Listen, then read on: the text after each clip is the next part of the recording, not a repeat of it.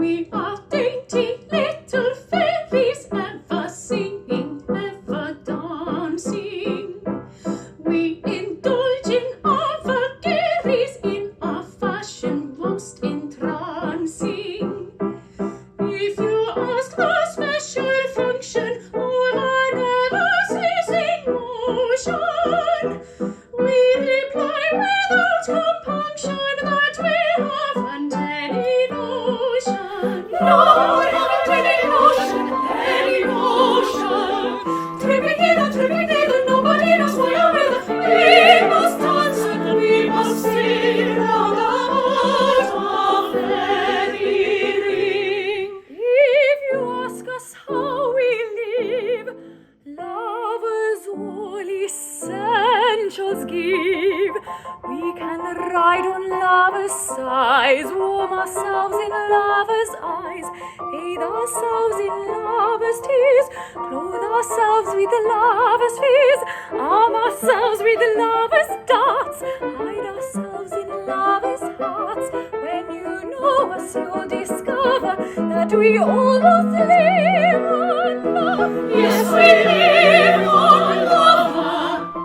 Tripping, nobody knows why or whether. We must dance and we must sing round about our fairy ring. Tripping, nobody knows why or whether.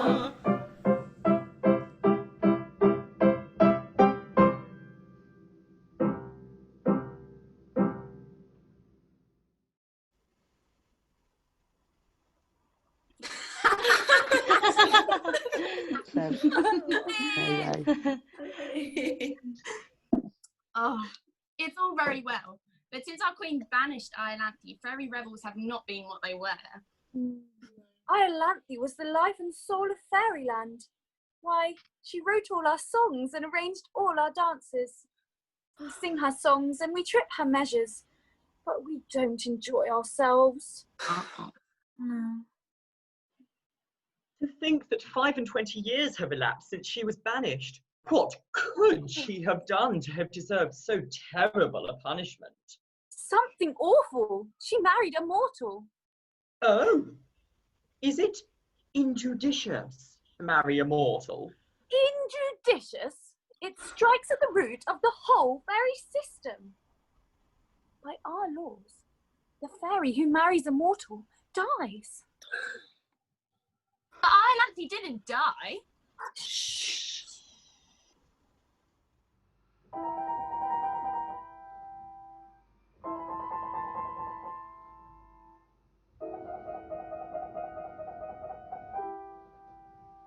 Iolanthe, from thy dark exile thou art summoned. Come to our call, come, Iolanthe. Iolanthe, come to our call, Iolanthe,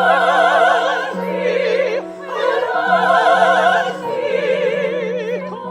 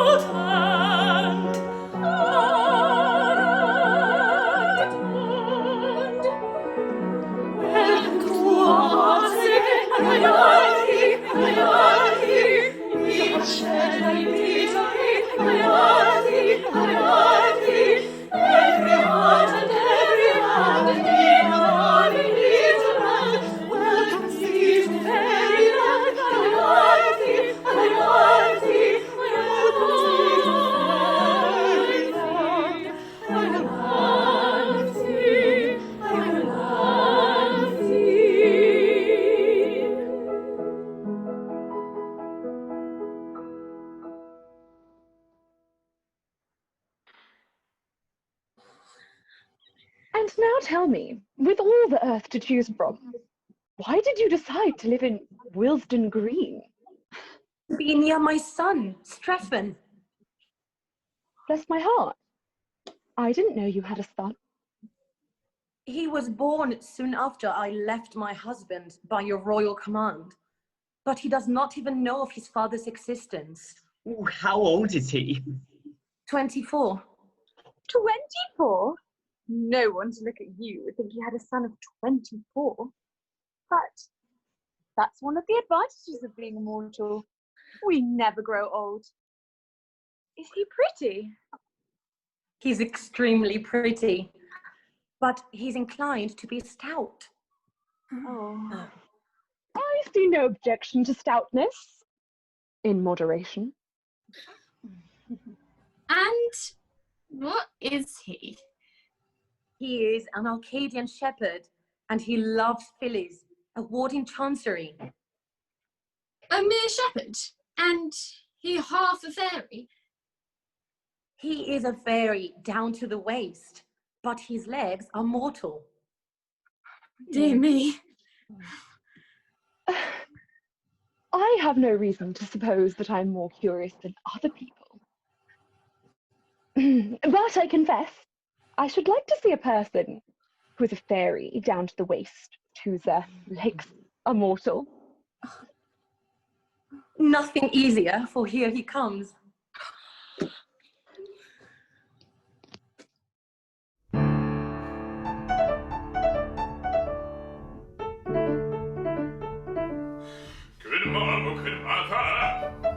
Good mother, by some means or other, pray banish your sorrow. For joy beyond telling, my bosom is swelling, so join in the measure, express your pleasure. For I'm to be married today. Yes, I'm to be married today. Yes, he's to be married today. Yes, he's to be married today.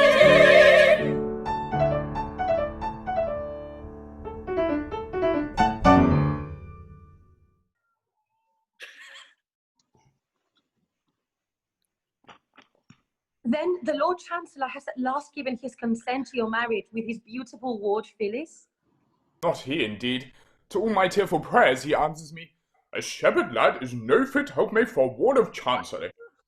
I'll go no more. I'll marry her today and brave the upshot, be what it may. But who are these? Oh, Strephon, rejoice with me. My queen has pardoned me. Pardoned you, mother. This is good news indeed. And these are your beloved aunts. My aunt? Surely not. They look more like sisters. A pleasant piece of news for your bride on her wedding day. Hush! My bride knows nothing of my fairyhood. I dare not tell her, lest it frighten her. She thinks me mortal and prefers me so. Your fairyhood doesn't seem to have done you much good. Much good? My dear aunt, it's the curse of my existence. What's the use of being half a fairy? My body can creep through a keyhole, but what's the good of that when my legs are left kicking behind? I can make myself invisible, down to the waist, but that's of no use when my legs remain exposed to view. My brain is a fairy brain, but from the waist downwards, I'm completely incompetent. My upper half is immortal, but my lower half grows older every day and someday or other must die of old age. Poor fellow! What am I to do with my upper half when I've buried my lower half? I really don't know. Sisters, it is time we are going. Bid the young gentleman farewell.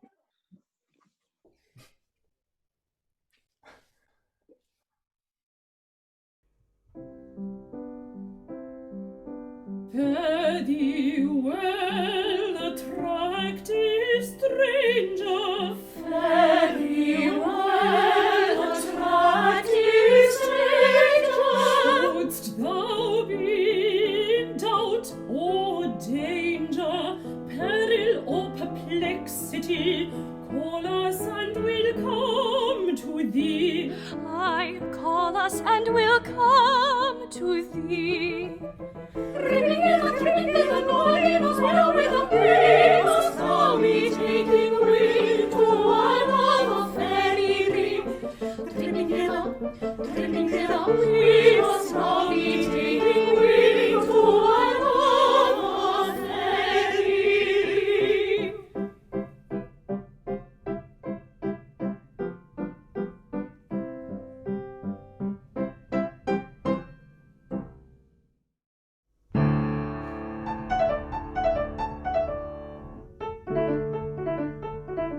Good morrow, good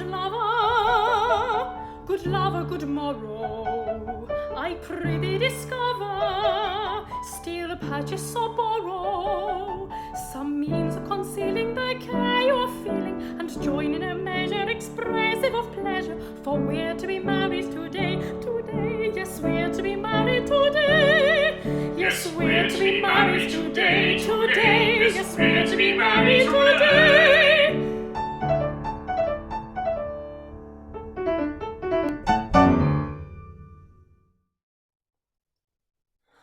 My Phyllis, and today we're to be made happy forever. Well, we're to be married. Oh, it's the same thing. I suppose it is. But, oh, Strephon, I tremble at the step I'm taking. I believe it's penal servitude for life to marry a ward of court without the Lord Chancellor's consent.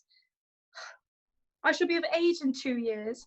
Don't you think you could wait 2 years? 2 years? My dear, have you ever looked in the glass? No, never. Look, and tell me if you think it rational to expect me to wait 2 years.